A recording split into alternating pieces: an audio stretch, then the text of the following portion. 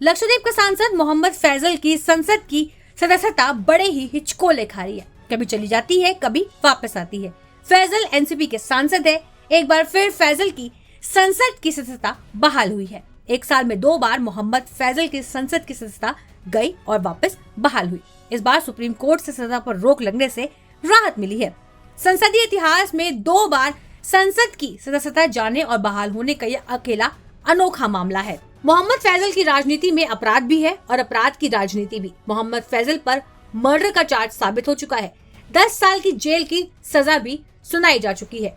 Jail भी होकर आए, लेकिन कभी कोर्ट से सजा बहाल होती है तो कभी सजा पर रोक जाती है। इससे मोहम्मद फैजल की संसदीय राजनीति बार बार ठप होकर चालू हो जाती है। मोहम्मद फैजल 2014 और 2019 में लक्षद्वीप से सांसद का चुनाव जीते। संसद बनने से पहले मोहम्मद फैजल पर पूर्व केंद्रीय मंत्री सईद के दामाद कांग्रेस नेता मोहम्मद सालिया पर हमले का आरोप था। आरोप साबित भी हुआ कि सालिया पर जिस भीड़ ने जानलेवा हमला किया उसका नेतृत्व फैजल कर रहे थे। 4 लोगों को सजा हुई, जिसमें एक मोहम्मद फैजल भी थे। मोहम्मद फैजल पर हत्या का केस 2009 से चल रहा है। इस साल जनवरी में लक्षद्वीप के कवरत्ती लोअर कोर्ट ने 10 साल कैद 1 लाख रुपए जुर्माने की सजा भी सुनाई थी।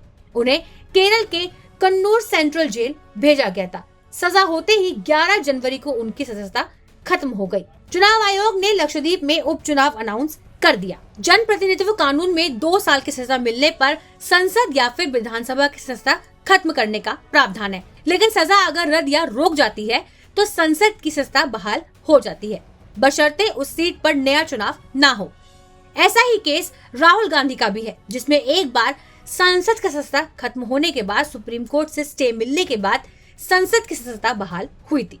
पहली बार मोहम्मद फैजल की संसद की सजा जाने और बहाल होने की उतनी चर्चा नहीं हुई थी, लेकिन जब राहुल गांधी को सजा हुई लगभग उसी समय उनकी संसद की सजा बहाल होने से फैजल का संसद वाला किस्सा भी मशहूर हो गया। फैजल केरल हाईकोर्ट से अपने लिए राहत लाए। हाईकोर्ट ने लोअर कोर्ट का सजा वाला फैसला रद्द कर दिया। इससे फैजल की सजा पर रोक लग गई। उपचुनाव का आदेश भी रद्द हो गया। इससे फैजल की संसद की सजा फिर बहाल हो गई। फैजल की सजा पर रोक के खिलाफ सुप्रीम कोर्ट में याचिका में लगी। अगस्त में सुप्रीम कोर्ट ने फैजल की सजा पर स्टे वाला आदेश पलट दिया और 10 साल की सजा बहाल कर दी। विचार करने के लिए सुप्रीम कोर्ट ने केस वापस केरल हाईकोर्ट भेजा था। अक्टूबर में सुप्रीम कोर्ट के आदेश पर केरल हाईकोर्ट ने सजा पर फिर विचार किया और फैजल की 10 साल की सजा बरकरार रखी। अगले दिन यानी कि 4 अक्टूबर को लोकसभा ने एक बार फिर से संसद की सजा रद्द कर दी।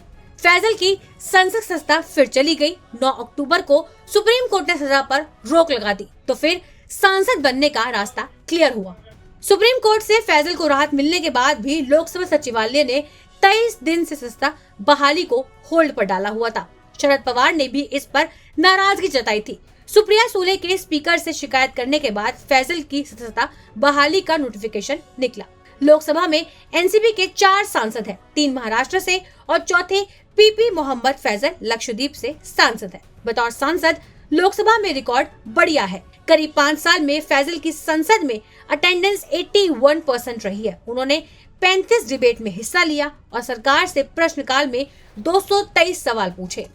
आगे मोहम्मद फैजल के लिए कुछ भी परमानेंट नहीं है, क्योंकि जिस हत्या के केस में सजा पर रोक लगी वो केस खत्म नहीं हुआ है। उन पर लगा हत्या का दोष अभी तक बना हुआ है। अगले 6 महीने में वापस चुनाव होंगे। हो सकता है कि फैजल फिर से चुनाव जीतकर सांसद भी बन जाए, लेकिन केस चलने तक उनकी संसद की सदस्यता पर तलवार लटकती रहेगी।